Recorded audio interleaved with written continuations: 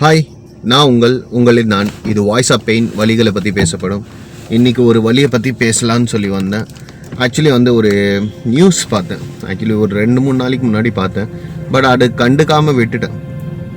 அது அப்படியே விட்டுட்டேன். முதல்ல ஒரு சப்ஸ்கிரைப் பண்ணிக்கோங்க, லைக் பண்ணுங்கள், ஷேர் பண்ணுங்கள், கமெண்ட் பண்ணுங்கள். நீங்கள் சொல்கிற வார்த்தை உங்களுக்காக பேசப்படும். இது வாய்ஸ் ஆஃப் பெயின், வலிகளை பற்றி பேசப்படும்.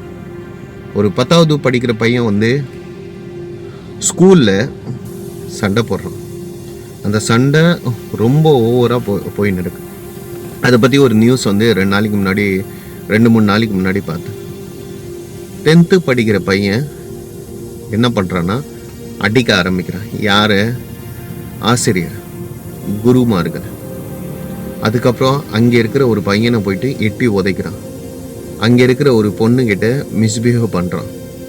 கேட்டால் நான் உன்னை லவ் பண்ணுறேன்னு சொல்கிறான். இந்த மாதிரி ஒரு விஷயத்த இந்த கவர்மெண்ட் ஸ்கூலில் படிக்கிற பசங்க இன்றைக்கி இந்த மாதிரி ஆகட்டும். சரி, இதுக்கு ஏன்னா காரணம் அப்படின்னு சொல்லி பார்த்தேன்.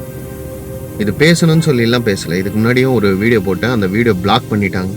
அந்த வீடியோ அதுக்கப்புறம் ஓப்பனே பண்ணல. அதுக்கு பிளாக் பண்ணிட்டாங்க. அதனால் அதை டெலீட் பண்ணி விட்டுட்டேன். இந்த சினிமாவை பற்றி பேசுங்க. இன்றைக்கும் அதே தான் பேச போகிறேன். அந்த சினிமா ஆரம்பத்துலேருந்து ஆக்சுவலி அலைகள் ஓய்வதில்லைன்னு ஒரு படம். அன்னிலேருந்து இப்போ லேட்டஸ்ட்டாக சொல்லணும்னா நம்ம கருணாஸ் சாருடைய பையன் அவர் கென் நடித்த யூத் வரைக்கும் ஸ்கூல் சப்ஜெக்டை வச்சு படம் எடுப்பாங்க. இதுதான் மேட்டர். இந்த ஸ்கூல் சப்ஜெக்டை வச்சு படம் எடுத்து எல்லா பசங்களையும் கெடுக்கிற மாதிரி ஒரு விஷயத்தை காமிக்கிறாங்க. எல்லாருமே நீங்கள் கெட்டு நாசமாக போங்கிற மாதிரி ஒரு படத்தை எடுத்து ஸ்கூல் படிக்கும்போது லவ், ஸ்கூல் படிக்கும்போது ஒரு பொண்ணுலேருந்து இன்னும் பொண்ணு, இன்னொரு பொண்ணுலேருந்து 3 பொண்ணு, 4 பொண்ணு, 5 பொண்ணு, இந்த மாதிரி ஒரு விஷயத்த அது ஒரு ஹீரோஷம் காமிச்சுன்னு இருக்காங்க. இது சொசைட்டிக்கு நல்லதான்னு சொல்லி பார்த்தீங்கன்னா ரொம்ப பெரிய ஆபத்து.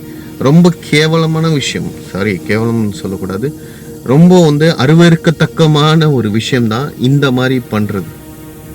இந்த மாதிரி செய்கிறது ரொம்ப அருவருக்கத்தக்கமான ஒரு விஷயம். ஏன் சொல்கிறேன்னா, ஸ்கூல் படிக்கும்போது நம்ம வீட்டில் இருக்கிறவங்களே முதல்ல நீ படிக்கிற வயசு, அந்த பையனுக்கு மீசை கூட முளைச்சி வரல. அந்த பையன் சின்ன பையன், பார்க்குறதுக்கு தம்மா துண்டு பையனாக இருக்கான். ஆனால் பேச்சு கெட்ட கெட்ட வார்த்தையை யூஸ் பண்ணுறான். நீங்களும் அந்த வீடியோ பார்த்துருப்பீங்க. சரியா? நான் அந்த வீடியோ காமிக்க வேணான்னு சொல்லி பார்க்குறேன். இந்த மாதிரி இவ்வளோ அநியாயம், இவ்வளோ ஒரு விஷயம் படிக்கிற பையன் இப்படியெல்லாம் பண்ணுறான்னு ஏன்னு சொல்லி பார்த்தீங்கன்னா படங்கள் தான் காரணம். இது எல்லாருடைய பெற்றோரோ இதை தான் சொல்கிறாங்க. படத்தை பார்த்து கெட்டு போகிறாங்க அப்படின்னு சொல்லி.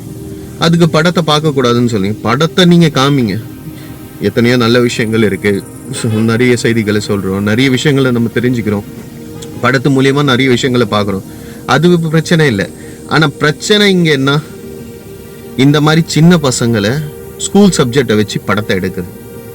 அந்த படத்தை எடுத்துட்டு நீங்கள் லவ் பண்ணிவிட்டு நீங்கள் ஸ்டைலாக பேசணும், ஸ்டைலாக பண்ணணும், அந்த மாதிரி. அப்படியே அந்த பசங்க என்ன பண்ணுறாங்கன்னா சின்ன வயசு, இந்த வயசுங்கிறது ரொம்ப சின்ன வயசு.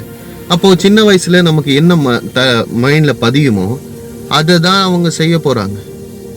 அவங்களுக்கு அது மட்டும் தான் தெரியும். ஏன்னா அவங்களுக்கு அந்த அந்த பக்குவம் இருக்கான்னு சொல்லி பார்த்தீங்கன்னா பக்குவம் கிடையாது. புரிதல் இருக்கான்னு சொல்லி பார்த்தீங்கன்னா புரிதல் கிடையாது.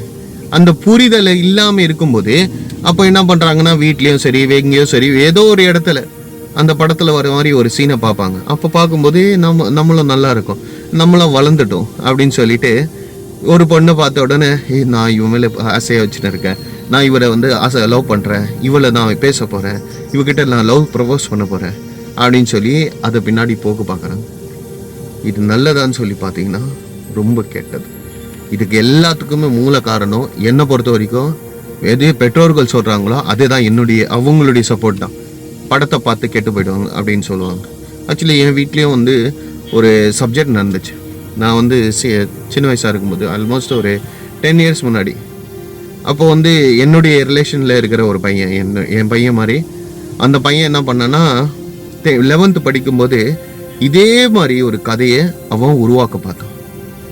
இதே மாதிரி ஒரு சப்ஜெக்டை பண்ணான். எனக்கு சரியான பிரச்சனை. என்ன சொன்னாலும் யார் சொன்னாலும் கேட்க மாட்டேங்கிறான். கேட்டால் அவன் வந்து என்ன சொல்கிறான்னா நான் தான் பெரிய ஆள் அப்படின்றான்.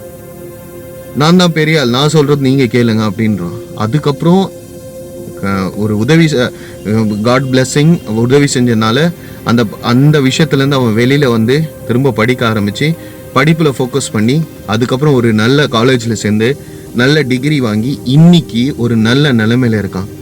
ஆனால் அன்னைக்கு அவன் அதே மாதிரி இருந்திருந்தானா அவன் லைஃபே நாசமாக போயிட்டுருக்கும். இன்னைக்கு அந்த பையன் லைஃப் வந்து முடிஞ்சு போயிடுச்சு. அந்த டிசியில் அந்த ஸ்கூல் வந்து அவனுக்கு டிசி கொடுத்து அனுப்பிச்சிட்டாங்க, அவ்வளோதான் முடிஞ்சிச்சு. டிசி கொடுத்தாங்கன்னா சும்மா எல்லாம் டிசி கொடுக்க மாட்டாங்க. அவன் பேட் கமெண்ட்ஸோட தான் அந்த டிசியே இருக்கும். இந்த மாதிரி பண்ணுறாங்க அப்படின்னு சொல்லி அவங்க எதிர்க்க மாட்டாங்க. மேபி சொல்கிறேன், இந்த மாதிரி பசங்க வந்து இந்த மாதிரி விஷயங்கள், இந்த சின்ன சின்ன பசங்க கெட்டு போகிறது இந்த மாதிரி சொசைட்டிக்கு நாசமாக உருவாக்குற சில படங்கள். அது சில படங்கள் தான் இந்த பசங்களை வந்து கெட்டு போகிறதுக்கு ஒரு வழிமுறையை காமிக்குது. ஏன்னா சின்ன வயசில் நமக்கு மைண்டில் என்ன பதியுதோ அதை தான் நம்ம பேச முடியும். நான் வந்து அந்த சப்ஜெக்டை மட்டும் சொல்ல. லேட்டஸ்ட்டாக வந்து ஒரு 6 மந்த்துக்கு முன்னாடி நான் வந்து ஊருக்கு போயிருந்தேன்.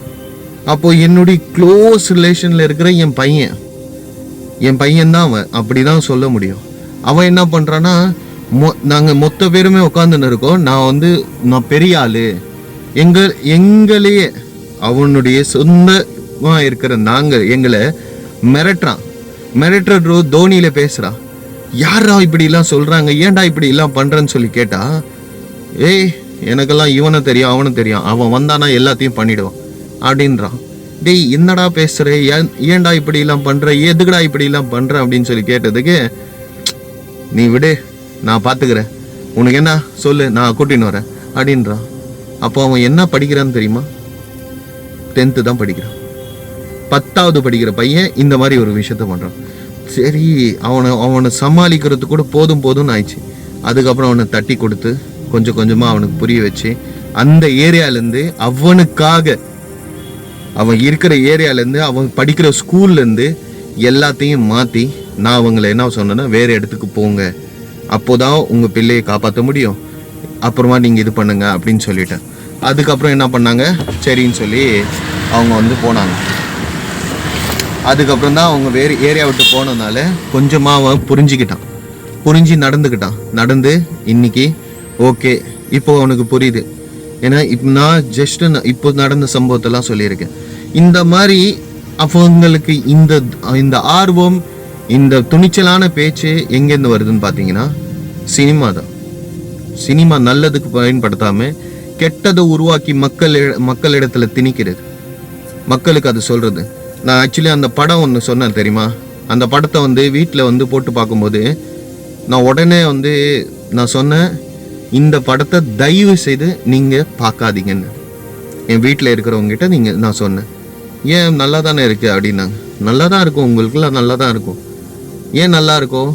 ஏன்னா இதில் வந்து உங்களுக்கு தகுந்த மாதிரி ஒரு விஷயத்த காமிக்கிறதுனால உங்களுக்கு பிடிச்சிருக்கலாம், ஆனால் அது உங்களுக்கு ஆபத்தாக போய் முடியும், கண்டிப்பாக ஆபத்தாக போய் முடியும் அப்படின்னு சொல்லி அந்த படத்தை நான் பார்க்க விடலை. அப்படியும் பார்த்துட்டாங்க, அது வேற விஷயம், அது எதுவும் பண்ண முடியாது, பார்த்தவங்களை எதுவும் பண்ண முடியாது.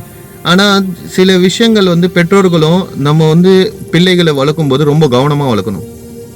ஏன்னா அடுத்த எதிர்காலமே மாணவர்கள் கையிலன்னு சொல்கிறாங்க. ஆனால் இந்த மாதிரி இருக்கிற மாணவர்களை பார்த்துக்கும்போது இவனடா அடுத்த எதிர்காலம் அப்படின்னு சொல்லி தோன்ற அளவுக்கு இருக்கும்.